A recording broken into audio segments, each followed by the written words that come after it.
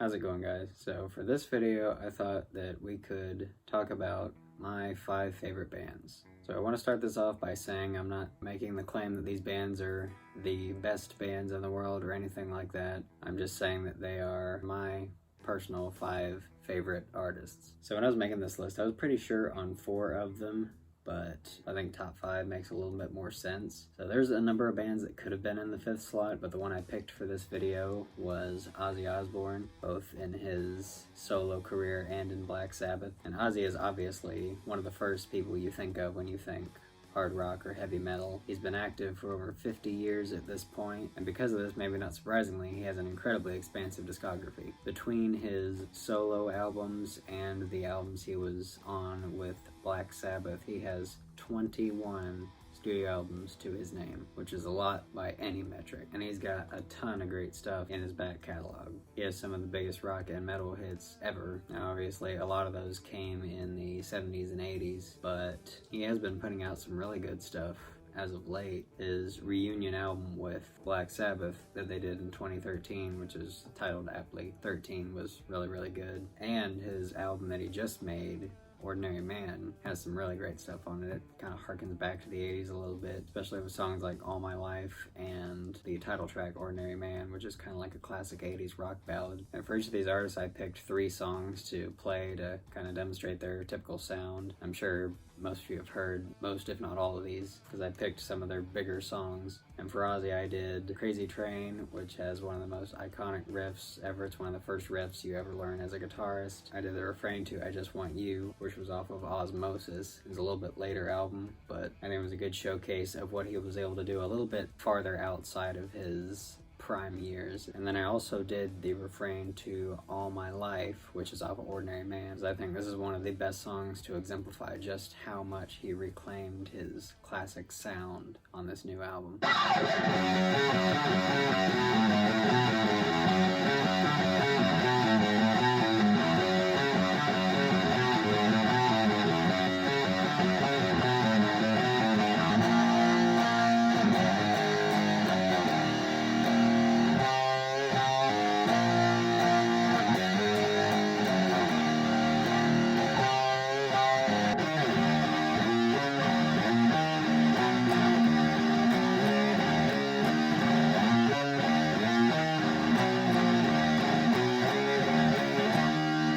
So next up on the list, we have 3 Days Grace. And this is a band that I've been listening to for a long time, and they've been one of my favorite bands for a long time. They have a lot of really great, really heavy riffs, and of course you can't go wrong with Adam Gontier. I think he's one of the best modern singers in rock or metal. And as far as their discography goes, I definitely think that 1X and Life Starts Now were their peak. Those are definitely my 2 favorites, and I'm sure most people would agree that those were their best years. Something else about those 2 albums, I'm really big into like the production value of rock and metal albums, and 1X and Life Starts Now, I think, are some of the best, if not the best, recorded electric guitars in the history of music. And the tones that Barry Stock was able to get on the rhythm guitars on those albums, I don't think I've ever heard anything better. I do think that they can still do some good things with their new singer Matt Walst. On their latest album Outsider, he started to kind of come into his own with the band, and the first time I listened to that album, I didn't really like it that much, because it kind of sounded like they were just going pop like so many other rock bands at the time. It wasn't until a little later when I got into Matt Walst's first band, My Darkest Days, that I realized that he was actually kind of bringing over some of the things that My Darkest Days did into the 3 Days Grace sound. So once you understand where it's coming from, it is kind of cool. So the 3 songs I picked by 3 Days Grace, I've got a couple of different riffs from Home, which is off their first album. I got the refrain to On My Own from 1X, and then I've got kind of the intro riff to Someone Who Cares, which is off of Life Starts Now.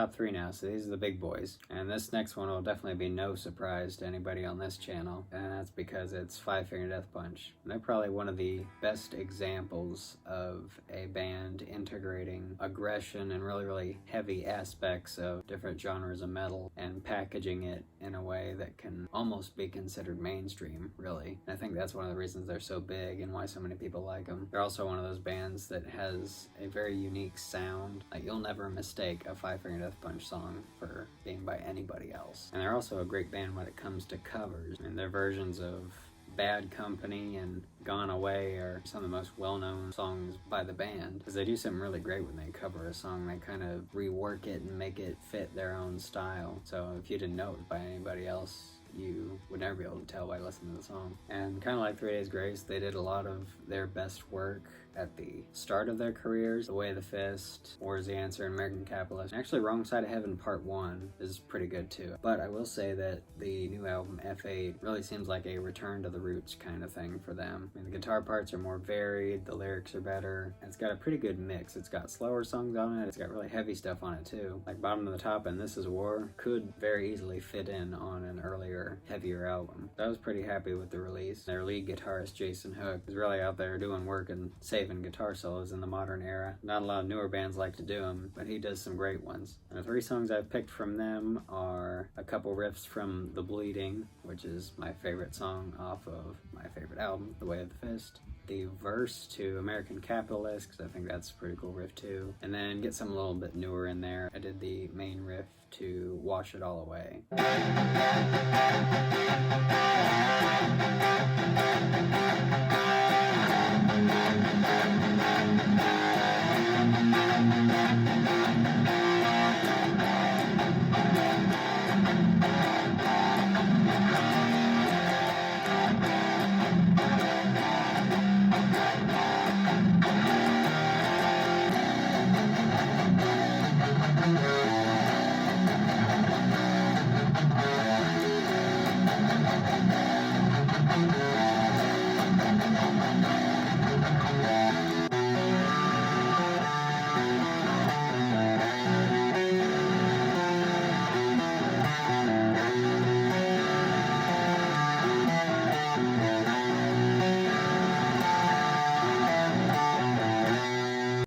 Next up, we have Seether, a South African band fronted by Sean Morgan. And Sean is just a powerhouse when it comes to hard rock and heavy metal. He writes all the guitar riffs, all the lyrics. He can sing incredibly well. He can scream incredibly well. He just does it all. And I would probably say that Seether is one of the most consistently good rock or metal artists that I've heard. I think they really are still turning out stuff that's as good as they ever have. And I think the real strength of the way that Sean Morgan writes songs is he can really get the most out of every single aspect of them. He doesn't put in too much or too little. He orchestrates the whole thing just so that it feels like a really cohesive package. I think that's kind of why I like him so much and how he's been able to continually turn out really good stuff. And I think the last album was really cool, Poison the Parish, because Sean Morgan talked about how some of the producers they worked with in the past didn't really mix the record how he wanted them to. And he's a true hard rock guy. He wanted big, massive rhythm guitars that follow the wall of sound type principle. So he actually produced that last album himself, and it sounds really good. It's probably the best sonically mixed album in their discography. Like I said before, he does it all. He even mixes the album himself now. And so the songs I picked are the main riffs to 2 of their biggest hits, which are Remedy and Fake It. And then I did the intro riff to Keep the Dogs at Bay, which is off of Isolate and Medicate.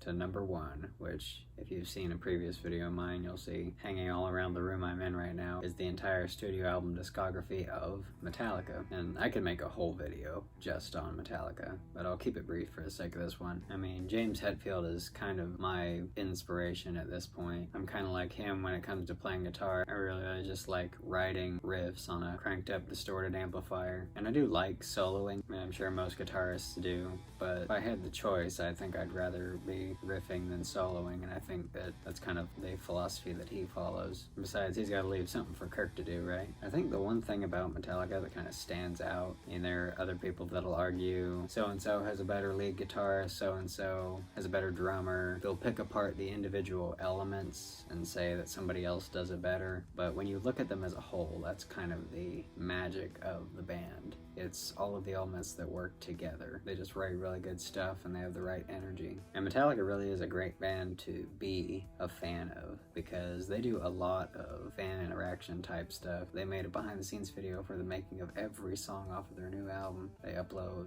live videos all the time to their YouTube channel. Even if it takes them 8 years to write a new studio album, they still come up with stuff to put in front of you. So the 3 songs that I came up with are Seek and Destroy, which kind of represents, you know, the classic 80s thrash era. Sad But True, which is sort of the slowed down 90s rock style. And then I took something from their new stuff because I think their new stuff is overlooked a lot of the time. They really have put out some great, I think that there's stuff on Death Magnetic and Hardwired that if it were released in the 80s, it would be celebrated just as much. And one of those such things is the arpeggio to The Day That Never Comes, which is the 3rd piece that I picked.